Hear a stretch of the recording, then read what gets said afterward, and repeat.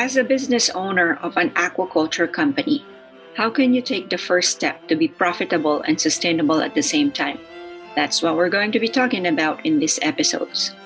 Hello, and welcome to the Business of Aquaculture podcast. This is the podcast for the sustainable business movement in the aqua farming and ocean ranching industries.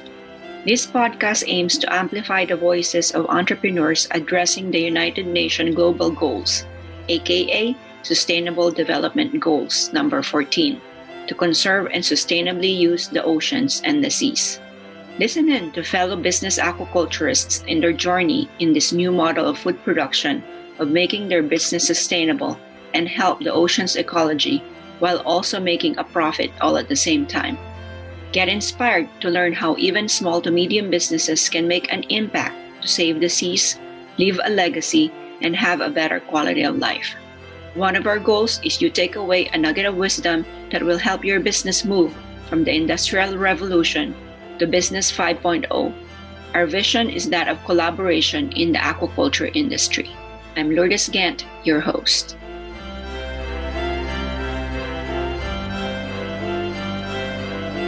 As a business owner of an aquaculture company, what do you do to implement technology from research and development stage to commercialization? That's what we're going to be talking about in this episode. Welcome to episode 4, season 6 of the Business of Aquaculture podcast. This episode, we have the CEO and founder of East Hampton Shucker Company, Inc., John Nicholas. Welcome to the show, John. Hi, how are you doing? Oh, I'm so happy you're here today. He invented a market-disrupting device to open oysters faster and safer than any other method. If you listen to our last episode, we had Sylvia Wolf of Aqua Bounty, a NASDAQ public company, who talked to us about a better way to raise Atlantic salmon. But for now, we'll have John. Welcome again to the show, John. Yes, excited to be here. Sounds good. Okay, well, let's get the show rolling. So my first question is, how did you end up being in the aquaculture industry? Well, I grew up here in East Hampton, New York, and we have a estuary right outside on our backyard, which grows oysters and clams. So from an early age, I would go out with my father and gather them. So I've started pretty early on aquaculture. And I have a marina here, which I'm now converting into an oyster farm, which is also unique to convert a marina into an oyster farm. But my interest was in opening oysters. As I grew up, I could never open them. So I was struggled my whole life trying to open oysters, and I tried every other method. And I always would get cut, and everyone else would get cut. And there had to have been a better way. And somehow I got the inspiration to just separate your hand from the knife. If your hand is not there, you can't stab yourself. Okay. And if you're holding it down and your hand's not there, you can use a better tool, a sharper, more efficient knife to open the oyster. Much easier. I always envy people who I interview on the show that started really early. You were saying about as a child, you were doing this with your father. That must have been a really inspirational moment that, I'm just going to go into this industry because I'm actually really interested. I just was frustrated. I couldn't open oysters. They don't want to be open. Then I went to try to solve another problem where after you open them, I've been to many restaurants where, you're having a good time, you're drinking, you get some oysters, you have some, and then someone tells a story, and then you turn around and the oyster is sitting in a pool of melted ice and they're ruined. Once you've added melted water to the oyster, it ruins the flavor. So I also invented a platter that keeps your oysters on ice all the time. It has a drain on top and a bowl below to catch all the melted water. And it works fantastic. So it also can be used for home entertaining and restaurants and caterers and hotels. Just love this story because you know how businesses always sometimes forget that the reason businesses exist is because to solve a problem. And you did just that with East Hampton Shucker Company. So maybe with all these inventions that you did you do a market survey before you launched it? Obviously, there's a problem that needed to get solving. Did you go like a long stage of R&D stage before you go commercialization? How did it go? Well, I invented my first model and I started showing people the product. I wasn't planning on going into the business, but people started using it and they've never opened oysters before in their entire life. And they started using it, and it brought them so much joy when someone who's never been able to open an oyster can open an oyster on their own behalf and enjoy the oyster. And so it was a pretty rough version back then, but I kept on improving it.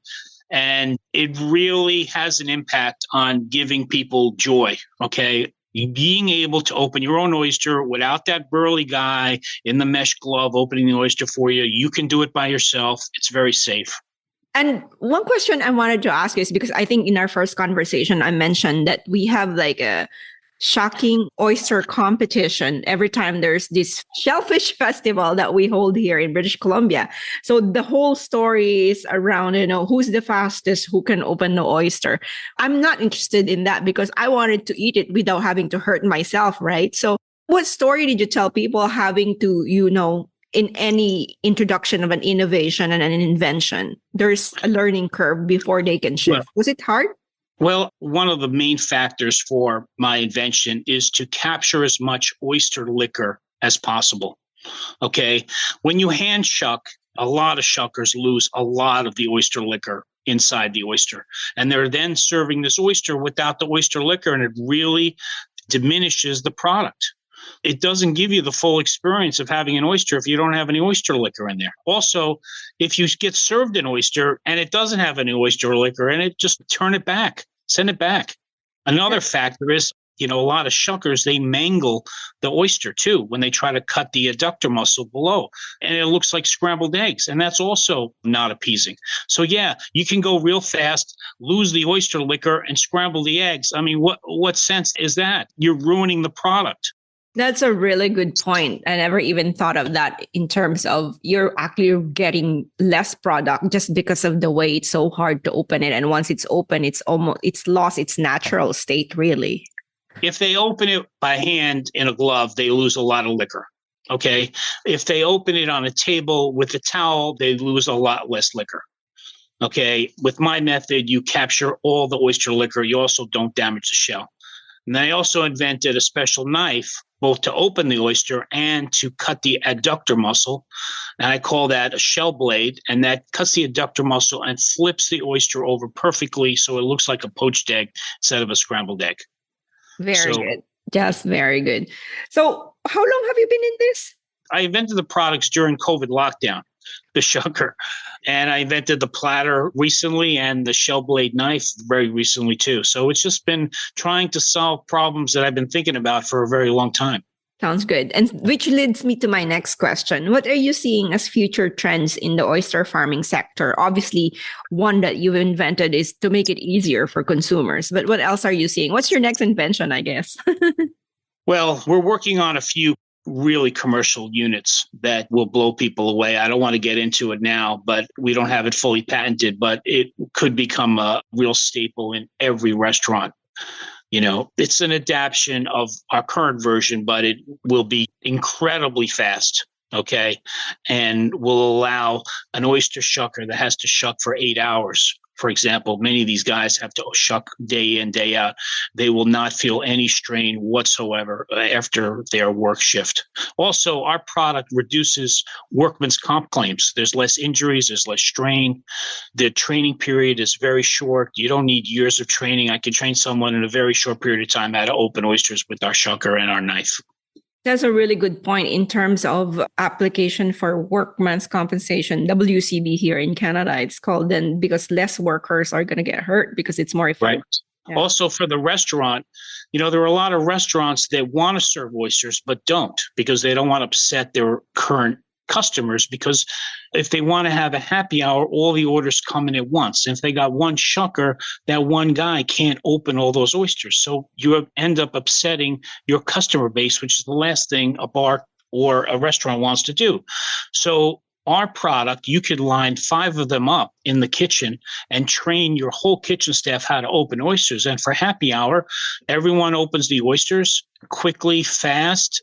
And then when it's happy hours over, they just rinse it off and put it back on the shelf, and everyone goes back to their job. Everyone's happier, and they can serve more liquor and everything else. that goes with the oysters. Yeah, while you were saying that, it just reminded me when I was taking my MBA, this is a while back, maybe 2 decades ago. I remember a friend of mine who's also my classmate in the business school actually loves oyster. And I was wondering, every time I go out with him, he was always ordering oyster and it takes a long time. And I'm like, why you keep on ordering this? I'm so hungry before it comes. Now that I'm in the industry, this is a very good point business-wise too, because you lose customers, right? Right. You lose customers and you don't want to upset your customers. So our product is a little over $100. So you could have several of them in the kitchen and having several people open oysters and have several people trained. Don't rely on that one person that can open oysters. Okay. If that person is sick or something happens to them or whatever, you can now have everyone in the kitchen be able to open oysters. So it's not a burden. It is a really important point. When someone is in business, you really need to have a plan B because you don't want to either, one, lose your customer or a lot of people getting hurt because of what they're doing in terms of the method of the way that they're doing their business. But a really good point in terms of not driving them away and not disturbing the natural state of the product itself, which leads me to my last question. Why is it important for a leader of a company to innovate and be updated with technology? There's, I think, very little innovation in terms of oysters opening for a very long time. We submitted our patents to the U.S. Patent Office on 46 different devices, and we got approved for all of them.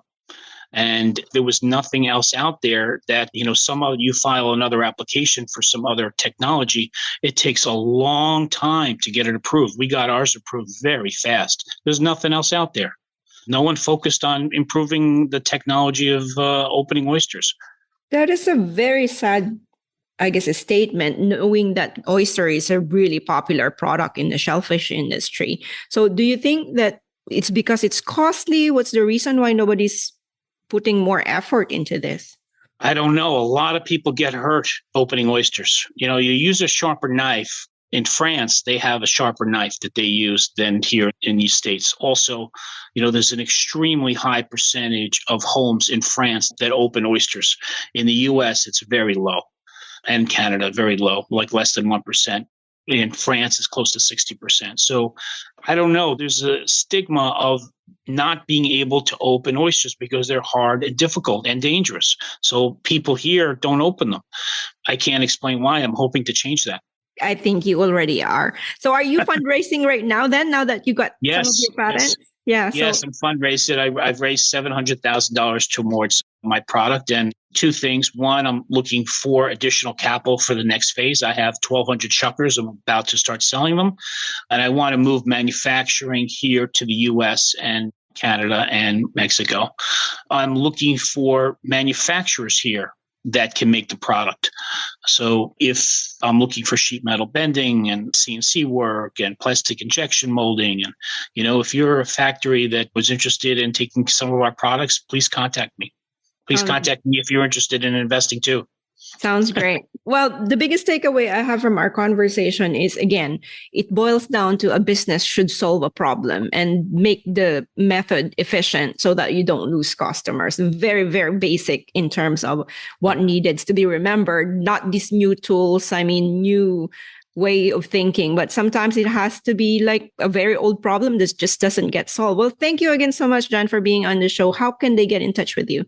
Our website is easthamptonshucker.com, and you can leave a message for me there. Our products will be available very soon. We are trying on our website to be a one-stop shop for everything to enjoy oysters. Like if you want to have an oyster party, everything will be there. Sounds great. And you're, of course, welcome to come visit us during the British Columbia Shellfish Festival. I would love to see you in person. Obviously, I will give you a shout out when I'm in New York. But to our guests, thank you again. And to our listeners, I hope to see you next week. Our next guest is Kendra McDonald of Ocean Supercluster.